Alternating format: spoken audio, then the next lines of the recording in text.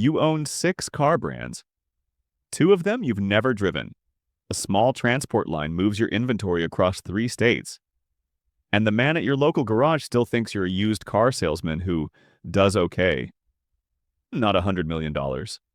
Not the majority owner of a holding company with 14 entities under it. Just a guy who does okay. For the next 18 minutes, you're going to watch exactly how that happens. Not overnight, never overnight. 38 small decisions, stacked over 22 years, starting with $900 and a wrecked Honda nobody else wanted. This is the whole build. The mistakes, the paperwork, the one lawsuit that almost found you, and the quiet architecture that made sure it never did. Stick around because the ending isn't a mansion. It's a spreadsheet nobody's ever seen. It starts in a gravel lot behind a salvage auction, the kind that opens at 6 a.m. and smells like rust and diesel. You're 19. $940 in a coffee can. You've been feeding since you were 16. A 2004 Honda Civic, hit on the passenger side, title branded salvage. Nobody bidding past $600 because the paperwork scares people off. You buy it for $650. You spend 3 weekends and about $200 in parts pulled from a donor car. A fender, a headlight assembly, a door skin you found for $40 because the seller just wanted it gone. You sell it 3 weeks later for $2,200 to a guy who needed a cheap, reliable car and didn't care that the title said salvage. Profit. Roughly $1,300. Not life-changing. But it's the first time you understand something that never leaves you. Money isn't made by owning cars. It's made by owning the gap between what something's worth broken and what it's worth fixed. You do it again, then again.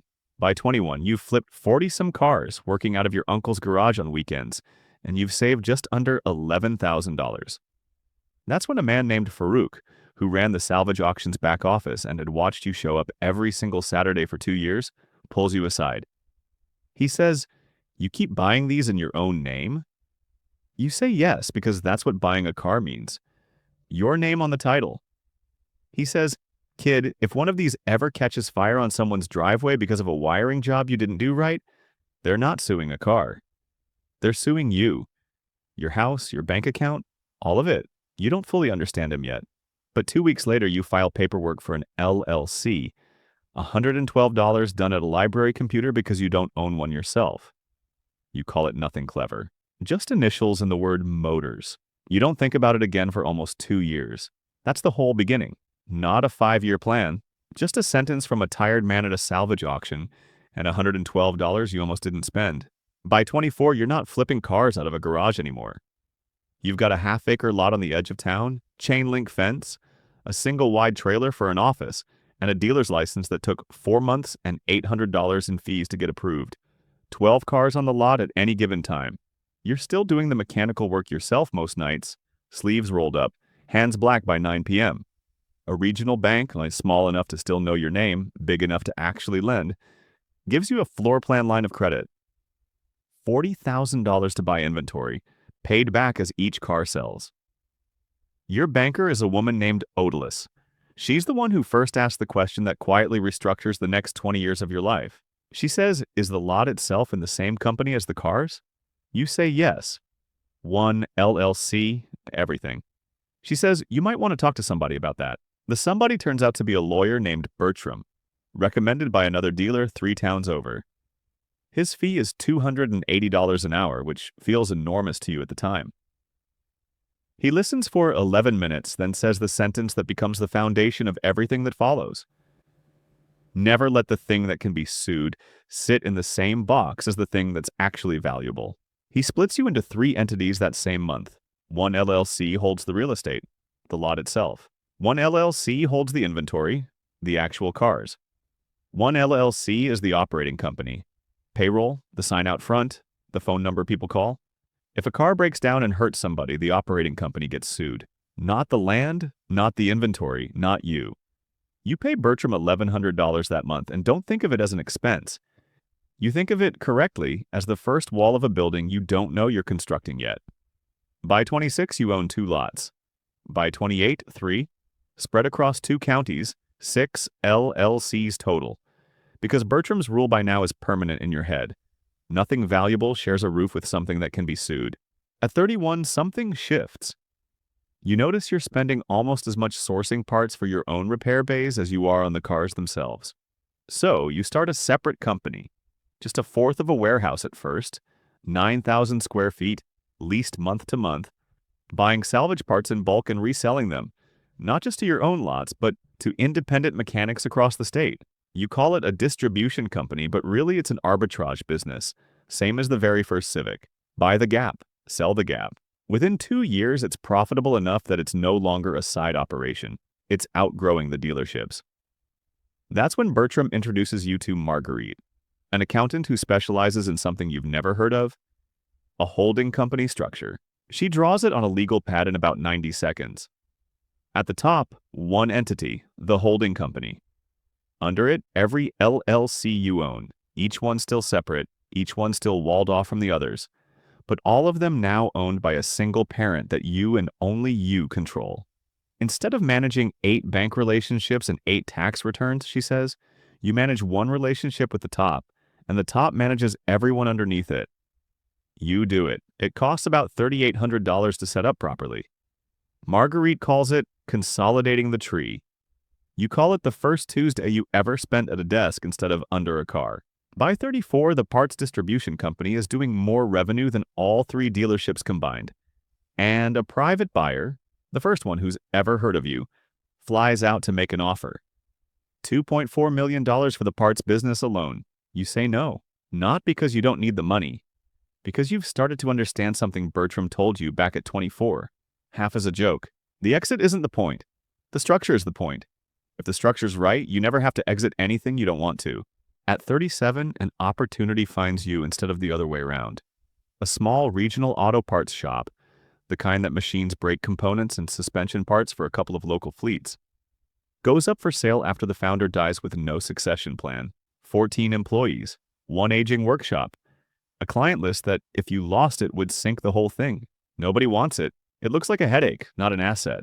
You see something else. You see a small manufacturer that, if it kept running, would sell parts to your own distribution company at cost, cutting your biggest input expense by nearly a third. You buy it for $610,000, financed through a combination of an SBA loan, a private bank relationship Marguerite helped you build, and a note from 2 other dealers who'd watched you operate for a decade and wanted in. The shop becomes its own LLC, obviously, owned by the holding company, same as everything else. 18 months in, you upgrade a couple of machines and win a contract supplying components to a local fleet maintenance company that, at the time, is small but growing fast. That contract alone doubles the shop's revenue in 3 years. By 41, you're not really in the used car business anymore, not primarily. You're in cars, all of it. 3 dealerships, a parts distribution company, a small manufacturing shop, a logistics arm that started as 2 flatbed trucks moving inventory between your own lots and grew into a regional vehicle transport outfit with a handful of small contracts. 12 LLCs now, 1 holding company, 1 trust. Set up by Bertram's firm the year you turned 39, the same year Marguerite first says the sentence that stops you in your chair. She's going through the consolidated year-end summary, flipping pages slowly the way she always does. She looks up and says, you know, on paper you barely exist. She means it as an engineer admires a bridge. Structurally, not emotionally. You take it as one of the best things anyone's ever said to you. There's a version of this where the number changes you.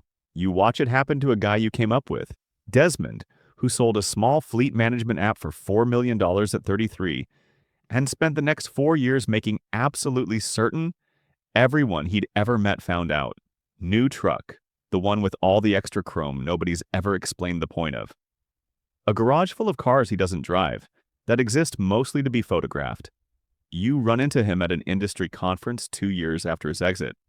He's by the bar, loud, pitching an investment club to 3 people wearing the specific patient expression of strangers who suspect they're about to be asked for money. Someone asks what you do, you say, cars mostly.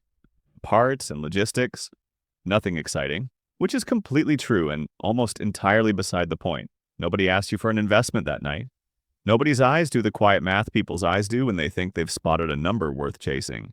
You drive home in a used pickup truck, cash purchased 8 years earlier, register to one of your own logistics LLCs for a business use deduction that has nothing to do with hiding and everything to do with paperwork Marguerite set up years ago. You stop for gas. You pay with a debit card attached to a personal account that, on purpose, never holds more than about $9,000. The real money doesn't live anywhere you, in a weak moment, could accidentally reveal it.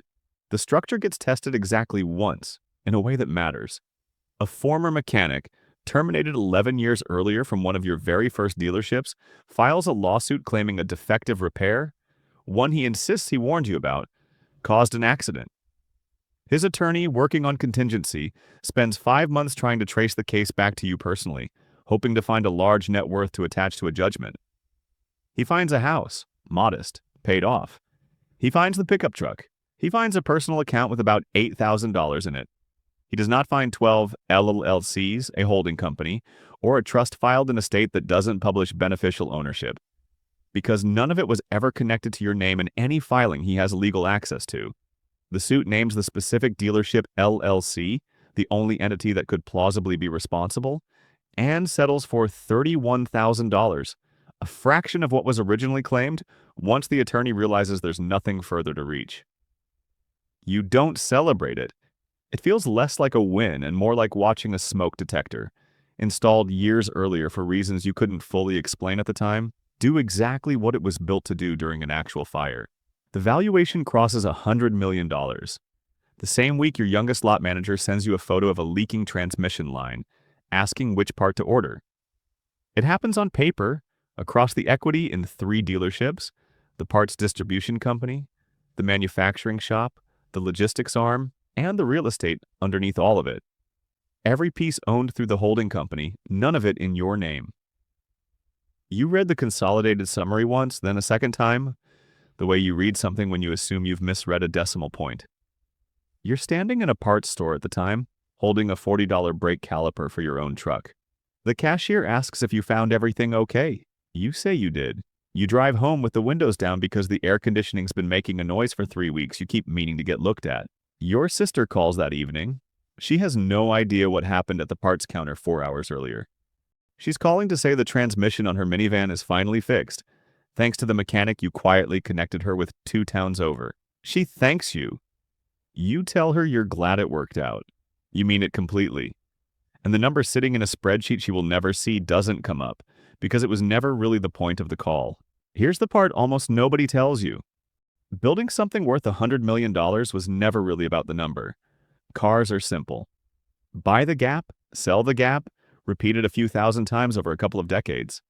The hard part, the actual skill, was building a structure disciplined enough that the size of the number never had to change the size of your life. Every wall Bertram built, every entity Marguerite drew on a legal pad, every dollar spent on a registered agent nobody's ever spoken to on the phone. None of it was about hiding money. It was about making sure that money never got to decide who you became. You still change your own oil. You still know the names of the mechanics on your smallest lot. You still drive a truck with a noise in the air conditioning you keep meaning to fix. Because the real lesson was never about the $100 million sitting in that spreadsheet. It's about the 38 small, boring decisions that made sure the number could grow as large as it wanted, without you ever having to grow smaller to fit around it.